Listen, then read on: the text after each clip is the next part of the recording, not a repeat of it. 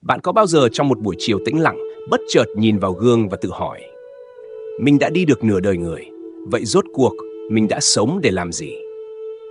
Ở tuổi 50, câu hỏi ấy không còn là một thoáng suy tư mà trở thành một khúc quanh thật sự.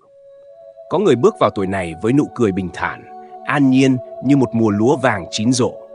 Nhưng cũng có người lại thấy trước mắt chỉ là khủng hoảng, bệnh tật, cô đơn và hụt hẫng. Tại sao cùng một cánh cửa tuổi 50 mà mỗi người lại đi về một ngã rẽ khác nhau? Đó không phải là trò chơi của số phận, mà là tấm gương soi chiếu của nhân quả, của những gì ta đã gieo trong nửa đời trước. Trong video hôm nay, Phật giáo và đời sống sẽ cùng bạn đi qua một hành trình. Từ lời dạy ngũ thập nhi chi thiên mệnh của Khổng Tử, đến quy luật 7 năm của đời người, đến sự hiển bày của nhân quả ở tuổi trung niên. Để rồi khám phá vì sao 50 tuổi không phải dấu chấm hết, mà là một khởi đầu đầy minh triết. Nếu bạn đang lắng nghe những dòng này, xin kính mời bạn hãy dành một chút duyên lành để đăng ký kênh Phật giáo và đời sống, nhấn like và chia sẻ video đến những người thân yêu để chúng ta cùng nhau lan tỏa tuệ và an lạc. Và đừng quên để lại một bình luận bên dưới, có thể chỉ là vài dòng cảm nhận hay một câu hỏi bạn trăn trở. Vì chính sự chia sẻ ấy sẽ làm cho cộng đồng của chúng ta thêm ấm áp và gắn kết. Hãy đi cùng tôi từ giây phút này. Bởi biết đâu, chỉ một ý niệm nhỏ thôi cũng đủ để biến tuổi 50 của bạn thành trang mở đẹp nhất trong quyển sách cuộc đời. Phần 2. Ngũ thập nhi chi thiên mệnh. Hiểu thế nào cho đúng? Bạn có tin rằng chỉ khi bước sang tuổi 50, ta mới thật sự hiểu mình nên sống thế nào? Khổng Tử đã nói, ngũ thập nhi chi thiên mệnh, nghĩa là đến tuổi 50, con người mới biết rõ mệnh trời. Nhưng mệnh trời ở đây không phải là số phận an bài để ta ngồi yên cam chịu. Trái lại, đó là khoảnh khắc trí tuệ chín muồi, giúp ta hiểu đâu là điều nằm trong tầm tay và đâu là điều nên buông xuống. Người xưa trong kinh dịch có câu, thiên hành kiện, quân tử dĩ tự cường bất tức. Trời vận hành mạnh mẽ, người quân tử phải tự cường không ngơi nghỉ. Nhưng đồng thời cũng dạy, địa thế khôn, quân tử dĩ hậu đức tại vật. Đất vốn nhu thuận, nên người quân tử phải lấy đức dày mà gánh vác muôn vật. Đó chính là hai mặt của biết mệnh, vừa nỗ lực, vừa thuận theo, vừa vững chãi, vừa nhu hòa. Thử hình dung một người cha suốt tuổi trẻ, miệt mài theo đuổi danh vọng. Đến 40, ông vẫn còn tham vọng leo lên nấc thang quyền lực. Nhưng khi bước sang tuổi 50, một lần nhập viện vì kiệt sức khiến ông tỉnh ngộ. Ông nhận ra, sức khỏe mới là vốn quý, gia đình mới là nơi nương tựa. Từ đó, ông dành nhiều thời gian hơn cho bữa cơm sum vầy, những buổi sáng đi bộ với vợ, hay đơn giản là dạy con biết sống tử tế. Đó chính là khoảnh khắc ông thật sự chi thiên mệnh. Bài học nhỏ ở đây là, hiểu mệnh trời không phải là buông xuôi, mà là biết buông bỏ những điều không thuộc về mình và giữ chặt những gì thật sự có ý nghĩa. Khi không còn cố cưỡng cầu, ta mới bắt đầu làm chủ chính mình. Nếu bạn cũng đang ở tuổi 50 hoặc sắp bước vào, hãy thử một việc nhỏ. Mỗi buổi sáng, viết ra 3 điều bạn muốn giữ lại cho phần đời còn lại. Đó có thể là sức khỏe, tình thân hay sự bình an trong tâm. Khi làm điều này, bạn sẽ thấy lòng mình nhẹ đi và con đường phía trước cũng sáng rõ hơn. Nếu bạn đồng cảm, hãy để lại một bình luận. Điều quý giá nhất bạn muốn giữ lại sau tuổi 50 là gì? Chính sự chia sẻ của bạn sẽ truyền cảm hứng cho nhiều người khác trong cộng đồng Phật giáo và đời sống. Và rồi, khi đã hiểu mệnh trời, ta sẽ nhận ra đời người không trôi đi ngẫu nhiên. Nó vận hành theo những nhịp điệu bí ẩn, cứ 7 năm lại có một lần biến đổi. Vậy, chu kỳ ấy có ý nghĩa gì? Và tại sao tuổi 50 lại là bản lề lớn nhất? Hãy cùng bước vào phần tiếp theo. Phần 3. Chu kỳ 7 năm, từ gieo sang gặt. Bạn có bao giờ giật mình nhận ra, chỉ 7 năm trước, con người bạn khác bây giờ rất nhiều. Tóc có thể đã bạc thêm vài sợi, sức khỏe khác xưa và cả suy nghĩ cũng thay đổi. Đó không phải là điều ngẫu nhiên. Người xưa đã quan sát và nhận ra, đời người vận hành theo những chu kỳ 7 năm, mỗi chu kỳ là một bước ngoặt, một mùa gieo hoặc mùa gặt. Trong Hoàng đế Nội Kinh, y thư kinh điển của Đông y, có ghi nữ nhân cứ 7 năm, nam nhân cứ 8 năm, thân thể và khí huyết lại thay đổi một lần. Khoa học hiện đại cũng chỉ ra, phần lớn tế bào trong cơ thể con người được thay mới trong khoảng 7 năm. Nghĩa là cứ sau một chu kỳ, ta đã trở thành một phiên bản mới của chính mình. Nhìn lại, ta sẽ thấy từng chặng đường, 0 đến 7 tuổi. Cơ thể và tâm trí như mầm non cần được che chở, vun bón. 7 đến 14 tuổi, bước vào giai đoạn học hỏi và hình thành nhân cách. Trẻ dễ chịu ảnh hưởng từ gia đình, thầy cô, bạn bè. Nếu được nuôi dưỡng bằng tình thương và đạo lý, đây là nền móng cho một đời sống an lạc. Ngược lại, thiếu yêu thương dễ gieo mầm tổn thương tâm hồn. 14 đến 21 tuổi, bùng nổ tuổi xuân, tràn đầy ước mơ và nổi loạn, bắt đầu tự khẳng định bản thân. 21 đến 28 tuổi, học hành, lập thân, bước ra đời với khát vọng khẳng định vị trí. 28 đến 35 tuổi, lập nghiệp, xây dựng gia đình, gánh trách nhiệm nặng nề nhất. 35 đến 42 tuổi, khủng hoảng đầu trung niên, nhiều người tự hỏi, mình đã đi đúng đường chưa? 42 đến 49 tuổi, giai đoạn nhạy cảm nhất. Sức khỏe bắt đầu chững lại, tâm trí lắng hơn, bóng dáng tuổi già thấp thoáng ở cuối con đường. Có người biết chậm lại, trưởng thành hơn, có người lại hoang mang, cạn kiệt. Đây giống như chặng leo dốc cuối cùng trước khi tới đỉnh. 49 đến 56 tuổi, bàn lề lớn nhất. Tất cả những gì đã gieo trong 7 chu kỳ trước, giờ trổ quả. Đây là mùa gặt của đời người. Tôi nhớ có một bác hàng xóm. Thời trẻ, bác chỉ ham vui, tiền bạc kiếm được bao nhiêu đều vùi vào rượu chè. Đến tuổi 50, cơ thể bác xuống dốc, bệnh tật liên miên, con cái cũng xa cách. Trong khi đó, một người khác lại sống tiết kiệm, biết quan tâm gia đình, thường làm việc thiện. Bước sang tuổi 50, tuy sức khỏe giảm, nhưng con cái hiếu thuận, hàng xóm quý trọng. Hai cuộc đời, hai mùa gặt trái ngược. Tất cả đều từ hạt giống đã gieo trong những chu kỳ trước. Phật dạy, nhân nào quả nấy. Mỗi chu kỳ 7 năm không chỉ là sự đổi thay sinh học, mà là một lời nhắc nhở sâu xa về nhân quả. Nếu ta gieo thiện lành, ta sẽ gặt an lạc. Nếu gieo tham, sân si, ta sẽ gặt khổ đau. Và tuổi 50 chính là lúc tấm gương nhân quả phản chiếu rõ ràng nhất. Bài học nhỏ rút ra, hãy thử dừng lại và nhìn vào 7 năm vừa qua. Bạn đã gieo hạt giống gì cho thân, cho tâm, cho gia đình? Nếu thấy hạt giống chưa lành, bạn vẫn còn cơ hội để bắt đầu lại từ hôm nay. Nếu bạn đồng cảm, xin mời để lại một bình luận. Điều bạn nhận ra rõ rệt nhất trong 7 năm qua là gì? Chính sự chia sẻ ấy sẽ là nguồn cảm hứng cho cộng đồng Phật giáo và đời sống cùng nhau soi sáng và nâng đỡ. Và rồi, khi hiểu được chu kỳ ấy, ta sẽ thấy tuổi 50 không chỉ là một con số, mà là tiếng chuông báo hiệu. Thân thể bắt đầu gửi tín hiệu, tâm trí thì mở ra một khoảng trời mới. Vậy, cơ thể báo hiệu điều gì và tâm trí sẽ thay đổi ra sao? Hãy cùng bước vào phần tiếp theo.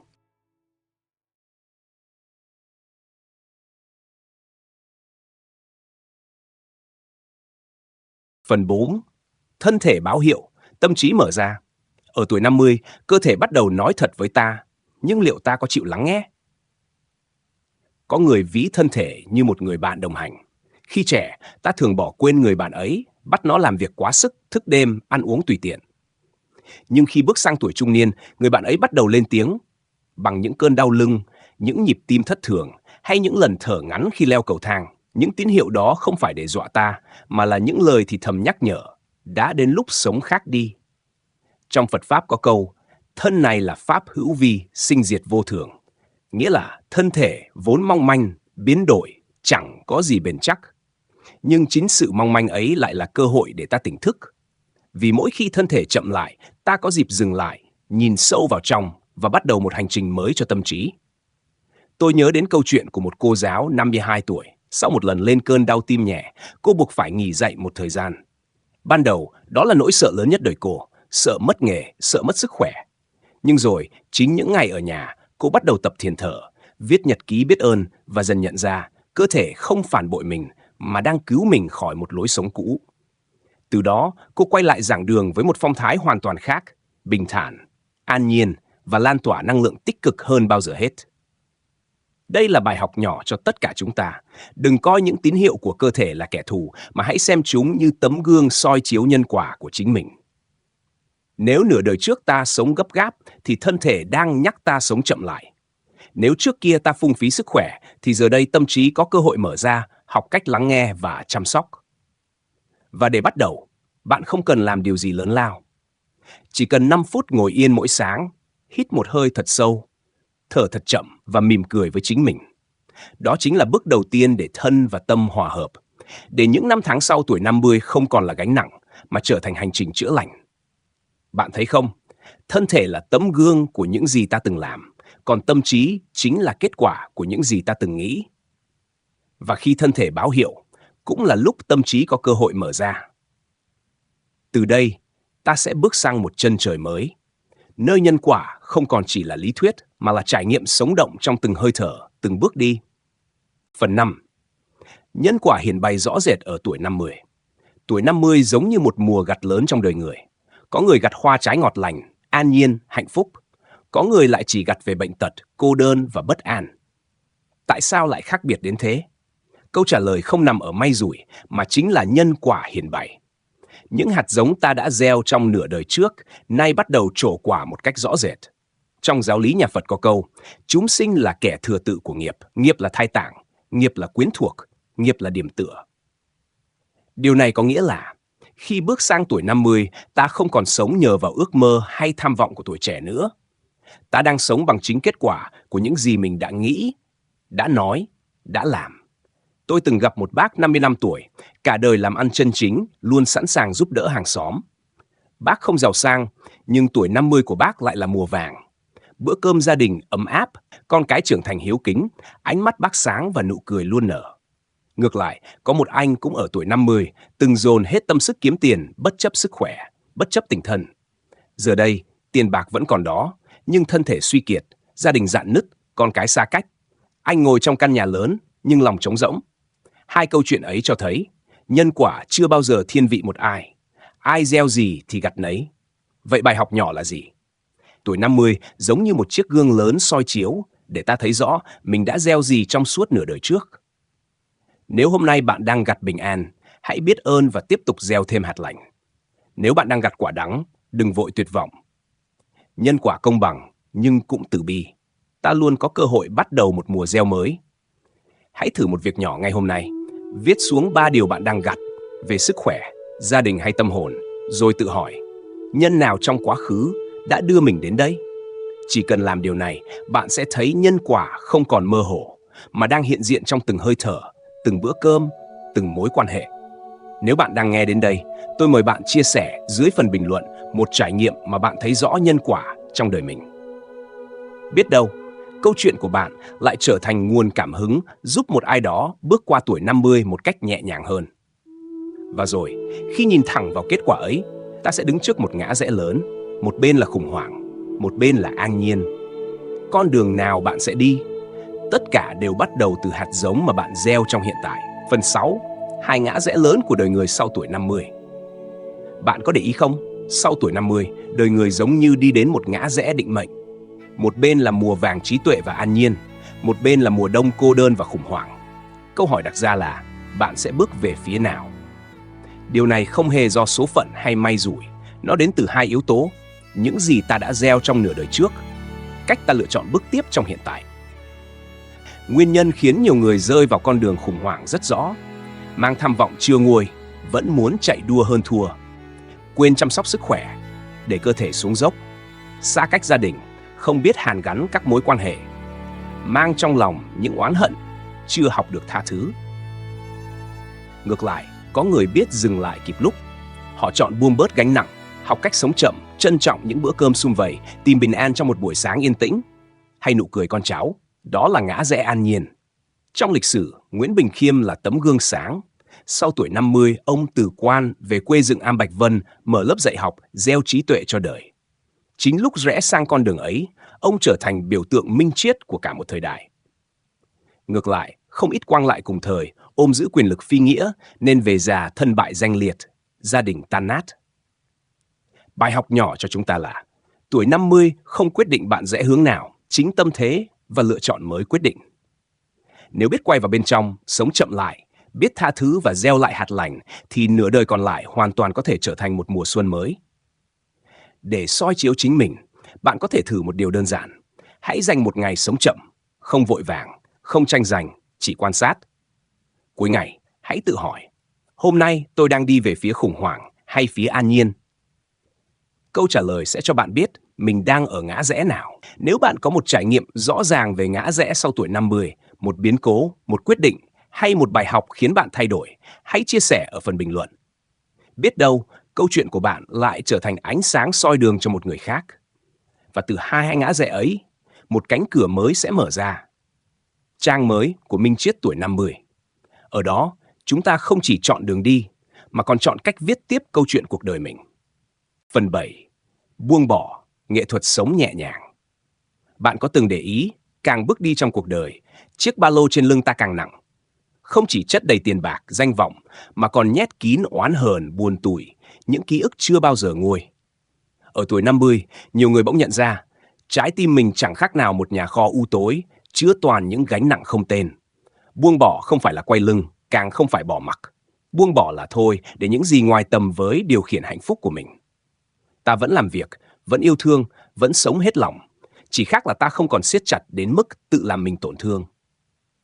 Tôi nhớ về một bác gái ngoài 50. Nhiều năm bà ôm mối hận với người em vì chuyện tài sản. Mỗi lần nghĩ đến, ngực bà thắt lại, đêm nào cũng trằn trọc. Sức khỏe tụt dốc, gương mặt luôn căng thẳng. Rồi khi thân thể bắt đầu báo động, bà chợt tỉnh, nếu tôi cứ bấu víu vào nỗi đau này, tôi sẽ đánh mất phần đời còn lại. Một ngày, bà chọn tha thứ. Không vì người em xứng đáng, mà vì bà xứng đáng được yên ổn. Kể từ khoảnh khắc ấy, giấc ngủ êm hơn, nụ cười trở lại, gia đình cũng dần hàn gắn. Đó chính là quyền năng thầm lặng của buông bỏ. Sai lầm lớn nhất ở tuổi này là nghĩ rằng ôm giữ nghĩa là kiểm soát. Nhưng thật ra, mỗi oán hận giống như một hòn đá trong ba lô.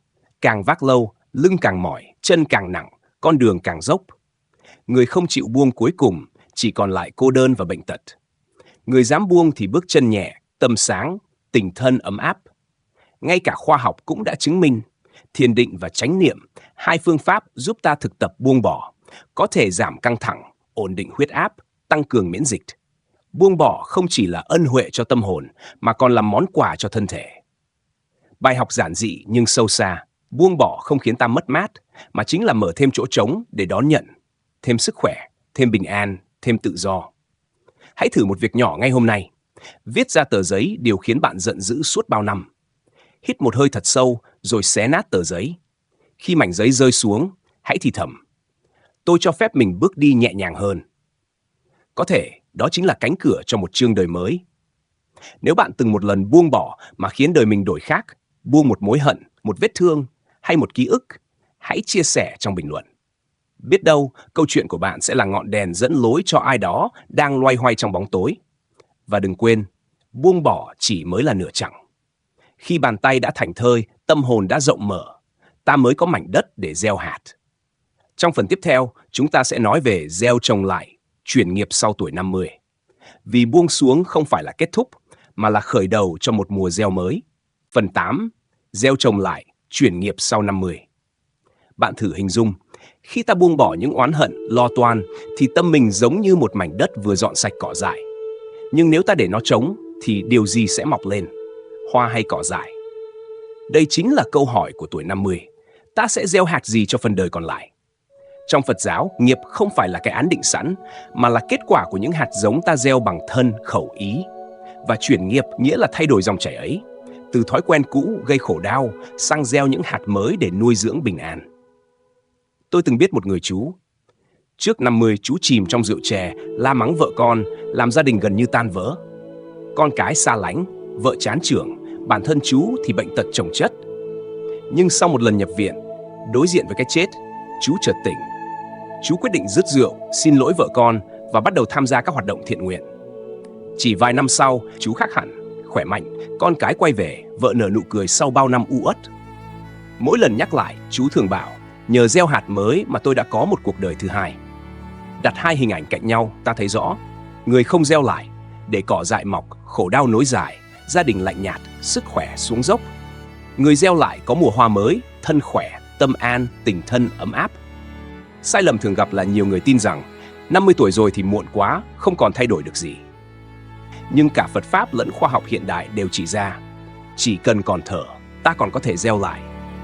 Não bộ vẫn tạo được thói quen mới sau 50, người 60 học đàn, 65 học vẽ, 70 bắt đầu thiền, và họ vẫn thành công, vẫn hạnh phúc.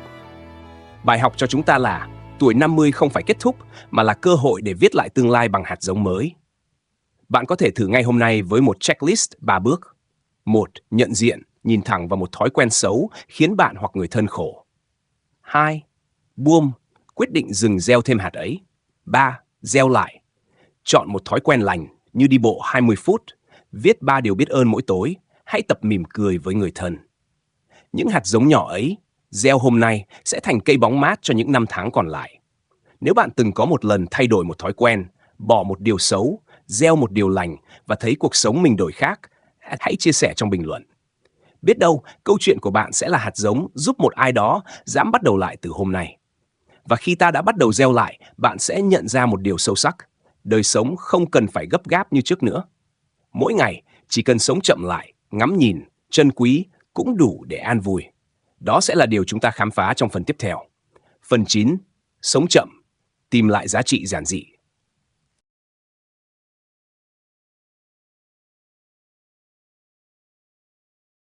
Khi còn trẻ, ta thường chạy thật nhanh. Nhanh để kiếm tiền, nhanh để thăng tiến, nhanh để chứng tỏ mình. Nhưng càng lớn tuổi, càng vội vã, ta lại càng thấy hụt hơi. Và rồi một ngày, ta tự hỏi, mình đã chạy nhanh đến đâu nếu chẳng kịp ngồi lại với một bữa cơm gia đình? Sống chậm thực ra giống như hãm một ấm trà. Nếu ta đổ nước ào ào, trà nhạt và vội vàng, chẳng đọng lại gì. Nhưng khi biết kiên nhẫn, để thời gian làm việc của nó, vị trà đậm hơn, thơm hơn, sâu hơn. Cuộc đời tuổi 50 cũng vậy, càng biết chậm, càng thấm. Có bao giờ bạn rơi vào cảnh này chưa? Ngồi ăn cơm, nhưng mắt thì dán vào điện thoại. Đầu óc vẫn nghĩ về công việc và chẳng nhớ mình đã ăn món gì. Đó chính là một kiểu sống nhanh. Trái lại, chỉ cần đặt điện thoại xuống, nhai chậm từng miếng, lắng nghe câu chuyện của con, nụ cười của vợ, ta mới nhận ra hạnh phúc đang hiện diện ngay trước mặt. Tôi từng nghe một câu chuyện rất thật. Một bác trai về hưu vẫn giữ thói quen cũ. Sáng nào cũng ra quán cà phê, đọc báo, bàn chuyện thiên hạ, bận rộn mà chẳng mấy khi chuyện trò với gia đình. Cho đến một hôm, con gái đi học xa về, chỉ nói, ba à, con nhớ những bữa cơm ba hay kể chuyện ngày xưa. Câu nói như một cú chạm. Từ hôm đó, bác thay đổi. Bác chọn ở nhà, nấu cơm, ngồi ăn chậm rãi, vừa kể chuyện vừa lắng nghe. Bác bảo, lần đầu tiên sau nhiều năm, tôi thấy gia đình mình thật sự ấm áp. Khoa học gọi đó là mindfulness, chánh niệm. Nghiên cứu cho thấy những người thực hành chánh niệm hàng ngày có hệ miễn dịch tốt hơn, não bộ khỏe hơn và tuổi thọ cao hơn. Nghĩa là sống chậm không chỉ giúp ta an tâm mà còn thật sự bảo vệ sức khỏe. Để bạn dễ soi chiếu, hãy thử nghĩ. Người sống nhanh, ăn vội, ngủ muộn, thường xuyên lo lắng, bận rộn nhưng ít khi cảm thấy hạnh phúc. Người sống chậm, biết dừng, biết lắng nghe, biết tận hưởng một bữa cơm, một tách trà, một buổi chiều nắng nhạt. Bạn thấy mình đang ở bên nào nhiều hơn? Sai lầm thường gặp là nhiều người nhầm rằng sống chậm nghĩa là lười biếng hay ngừng cố gắng. Thực ra, sống chậm là chọn điều có ý nghĩa thay vì cuốn theo mọi thứ vô nghĩa. Thay vì lướt mạng suốt buổi tối, ta có thể dành 10 phút ngồi yên thở. Thay vì lo nghĩ chuyện mai sau, ta có thể ngắm hoàng hôn và thấy lòng bình an. Bài học cho chúng ta, giản dị không phải ít đi, mà là sống trọn vẹn với những điều thật sự quan trọng. Bạn có thể bắt đầu ngay hôm nay. Ăn một bữa cơm chậm rãi, nhai kỹ, lắng nghe hương vị. Dành 10 phút tắt điện thoại, chỉ để ngồi yên và thở. Nói một lời cảm ơn thật chân thành với người thân. Bạn sẽ ngạc nhiên khi thấy chỉ vài phút sống chậm thôi cũng đủ khiến cả ngày của bạn an vui hơn. Nếu bạn từng có một trải nghiệm sống chậm, như một buổi sáng bình yên, một bữa cơm quây quần hay một khoảnh khắc giản dị khiến bạn hạnh phúc, hãy chia sẻ ở phần bình luận. Biết đâu, chính trải nghiệm giản dị ấy lại trở thành nguồn cảm hứng cho một ai đó đang mệt mỏi. Và khi đã học được nghệ thuật sống chậm, bạn sẽ nhận ra một điều. Tuổi 50 không chỉ để sống cho mình, mà còn để truyền trao từ cái tôi sang cái chung. Đó chính là bước tiếp theo của hành trình này. Phần 10. Truyền trao từ cái tôi sang cái chung. Sau 50 năm sống, ta chợt nhận ra một điều. Ta không sống mãi cho riêng mình. Dù muốn hay không, con cháu, học trò, đồng nghiệp đều sẽ mang theo dấu ấn mà ta để lại. Hãy thử tự hỏi, 20 năm nữa con cháu sẽ nhớ gì về bạn? Một ngôi nhà rộng hay một tấm lòng ấm áp? Một khoản tiền lớn hay những lời dạy chan chứa yêu thương? Người xưa đã để lại cho ta nhiều tấm gương. Trạng trình Nguyễn Bình Khiêm khi bước qua tuổi 50 không chọn giữ quyền lực, cũng không mải miết gom của cải. Cụ chọn quay về dựng Am Bạch Vân, mở lớp dạy học, gieo hạt trí tuệ cho đời. Và chính từ những hạt giống ấy, bao thế hệ học trò đã góp phần thay đổi mệnh đất nước. Truyền trao giống như một ngọn đèn. Nếu ta chỉ giữ cho riêng mình, ánh sáng ấy rồi cũng tắt. Nhưng khi ta thắp sáng thêm cho người khác, ánh sáng chẳng những không vơi đi mà còn lan rộng, sáng mãi. Sai lầm thường gặp là nhiều người sau 50 vẫn ôm khư khư cái tôi, lo giữ chức vụ, lo tích của, lo so sánh với người khác. Nhưng quên rằng khi ta rời đi, cái tôi ấy biến mất, chỉ còn lại những gì ta đã trao. Bạn có thể soi lại mình qua một chiếc gương nhỏ. Người giữ cái tôi, sợ mất quyền lực, khó chia sẻ, khép kín, ít khi mỉm cười. Người biết truyền trao, chia sẻ kinh nghiệm, kể lại câu chuyện đời, mở lòng yêu thương, gieo sự tử tế. Bạn đang ở bên nào nhiều hơn? Bài học cho chúng ta: tuổi 50 trở đi không còn là cuộc hành trình để khẳng định, mà là để trao lại. Trao trí tuệ, trao tình thương, trao sự bình an. Đó mới là di sản thật sự. Bạn có thể bắt đầu ngay hôm nay. Kể một câu chuyện đời mình cho con cháu nghe. Viết lại những bài học bạn rút ra để thế hệ sau học hỏi. Hoặc đơn giản, gieo một nụ cười, một lời tử tế, một cử chỉ bao dung. Hãy thử hình dung, vào khoảnh khắc cuối cùng của đời mình, bạn sẽ muốn thấy gì trong ánh mắt con cháu? Là sự biết ơn, sự kính trọng hay chỉ là khoảng trống vô cảm? Câu trả lời ấy bạn đang viết ngay từ hôm nay. Nếu bạn từng được ai đó truyền cho một bài học quý giá, hãy chia sẻ ở phần bình luận. Biết đâu, chính câu chuyện ấy lại là nguồn sáng nâng đỡ cho một người đang lạc lối. Và đến đây, ta mới thật sự hiểu. Tuổi 50 không phải dấu chấm hết, mà là chương đẹp nhất của cuốn sách đời.